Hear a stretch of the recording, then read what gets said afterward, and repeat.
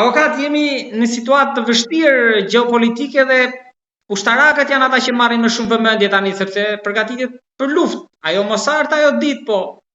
Ndërkohë që ka bërë bujë edhe deklarata, por edhe analiza të kolonelit i shefit zbulimit Hajro Limaj të shumta kohët e fundit për situatën që thotë që nuk kemi as mbrojtje, as ushtri, asgjë.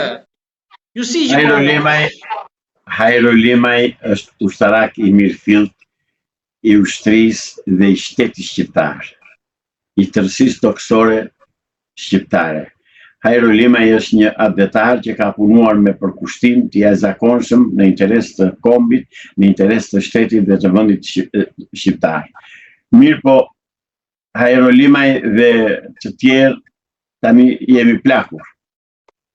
Nuk e vetmja gjë që na ka ngelur është të flasim dhe të dokumentojmë dhe të vërtetojmë çfarë ka ndodhur në Shqipëri gjatë gjithë këtyre viteve, kush janë armiqt kryesorë të këtij vendi, kujt i kanë shërbyer dhe këtë gjë në mënyrë të përkryer e kanë pasqyruar Hajro Limaj në librat e tij edhe në veprat që po i boton ditë për ditë dhe që unë edhe sot pata kontakt me të dhe që u jep të shohin shqiptarët cila është e vërteta historike. Hajro Limaj ka qenë në zbulimin ushtarak të Shqipërisë. Po, si e keni njohur avokat për te asaj që duket? Për herë se vërtetës nuk jam takuar fare me të.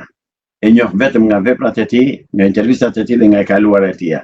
E di që ka qenë atashe ushtarak dhe e di që ka qenë shef zbulimi. Di që nuk ka të bëjë me zbulimin komunist të Ministrisë Brendshme, të spionëve, të banditëve, të gangsterëve dhe të kriminalëve. Nuk është zbulimi brenda, po është zbulimi jashtë, kundër zbulimit. Është zbulimi i ushtrisë, është tjetër gjë, është një detyrë më vete, një deg më vete në ushtrinë. Ka qenë, pakta nuk e di tani, funksionon më apo s'funksionon, por ka qenë drejtoria e zbulimit, drejtoria e dytë e zbulimit, kështu quhej, me qendër ishte tek Pallati i Brigatave dhe i ka shërbyer, po e them edhe një herë tjetër, Hajro Limaj është në ata të paktë burra që i shërben interesave të kombit. Ashtu sikurse është edhe Vladimir Beja, që ka qenë në Marinë, oficeri i ushtrisë dhe 10 oficerë të tjerë, të cilët nuk i pranon politika, nuk i pyet. Se avokat nuk i pranon politika këta njerëz? Se janë në mbrojtje të interesit kombëtar, nuk janë në mbrojtje të interesave greke, zotëri.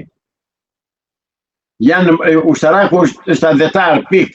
Flas për ata që nuk janë rekrutuar si spion, se ka pasur dhe spion ushtarak. Por këta janë ajka e ushtrisë shqiptare, Hajro Limaj me disa të tjerë. Unë e përshëndes zotin Hajro në ekrani juaj, përshëndes dhe zotin Vladimir Beja në Vlorë, po nga ekrani juaj, dhe plot oficerë të tjerë të cilët unë i njoh, po që nuk dalin në dritë. Po, pikërisht, ky avokat, kjo që ju po nisni tani të thoni, ishte edhe një nga shqetësimet e zotit Limaj, që unë kam biseduar me të, ai më ka dhënë mundësinë disa herë dhe unë e falenderoj, që shqetësimi i tij ishte përse pjesa tjetër e ushtarakëve nuk ngren zërin, po janë tërhequr shumë. Kur i takoj unë zotëri dhe ish kolegët e mi në brigadën e tankeve sa u flasën me superlativa sa s'ka ku të shkoj më. Po kur u them hajde të dalim, thonë kemi interes, na lënë fëmijët të rrugëve, na pushojnë gratë na punë, na bëjnë atë, na bëjnë këtë. E kupton pse nuk dalin, ja për këtë nuk dalin. Tani unë kam sakrifikuar sa askush tjetër. Unë kam të tërë pa punë, nuk më pranon njeri. Plus që më kanë hequr të drejtën e fëmijëve për të njohur diplomën shqiptare. Diçka të fundit kam për zotin Limaj, duke qenë se shumë ide ju bashkojnë. Unë presim diçka do i nisim së bashku. Ajo që më bashkon me zotin Limaj është ideali kombëtar, është patriotizmi shqiptar, është dashuria për këtë tokë, është dashuria për ushtrinë shqiptare, se ushtria e ka shërbyer gjithë jetën popullit dhe tërësisë toksore, nuk i ka shërbyer Ministrisë Brendshme dhe spionëve të Enver Hoxhës dhe të Beogradit dhe të çdo lloj spionazhi tjetër.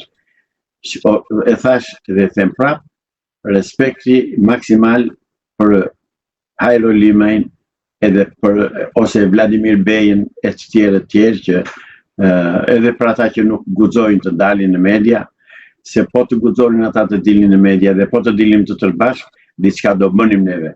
Po ne kemi mbetur një hajro këtu, një zaçe atje, një lade atje në Vlorë, bëhet kështu. Avokat, faleminderit shumë në emër të publikut, si gjithmonë, me mesazhet, komentet, me like-et për ju, me sugjerimet, edhe me pyetjet e shumta, të cilat një pjesë të tyre unë u drejtoj juve, jam mirënjohës shumë. Edhe të uroj javë të mbarë, avokat. Faleminderit, gjithë të mira.